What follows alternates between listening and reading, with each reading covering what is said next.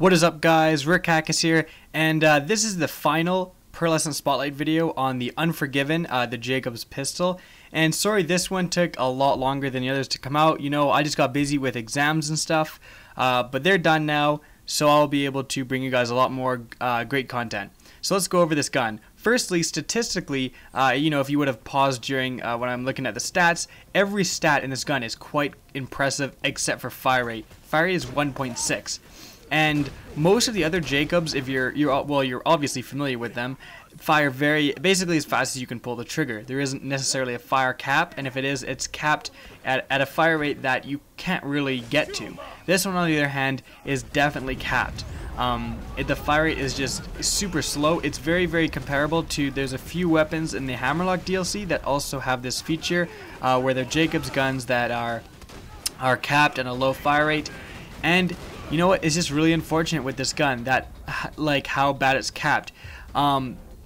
Basically, the special effect, the red text, doesn't really do much. The gun, just like the, I think, Hammerburst or whatever, the gold Jacobs assault rifle is, this gun's only kind of special effect is that it just has really good stats. Now, there is one extra hidden stat that I'll talk about in a sec. But yeah, this gun, you can't get it in any elemental types, I don't think, and you basically just use it, and it's just a gun. It doesn't do anything weird, really. It's just a gun with very high damage.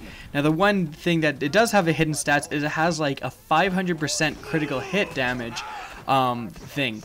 So if you shoot a guy, it does massive damage if you hit him in the critical. And so if you're using this guy with this gun with zero, and you have like kind of this sniper tree maxed out, this gun can be really good.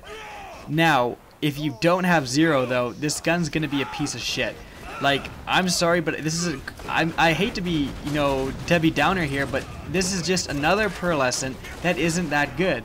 And it's just really disappointing that that Gearbox didn't make these guns like a little bit better.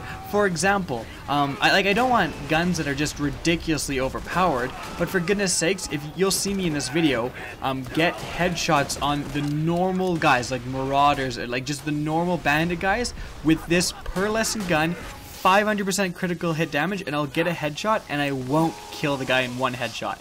That is just basically unacceptable. That is completely ridiculous.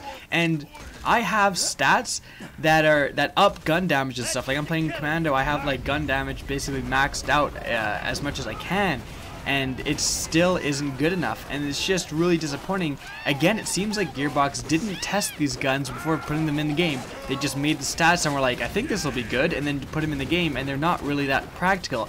Like I said though, you can kind of take this gun and specialize it, especially with zero, and maybe get like a really effective gun out of it.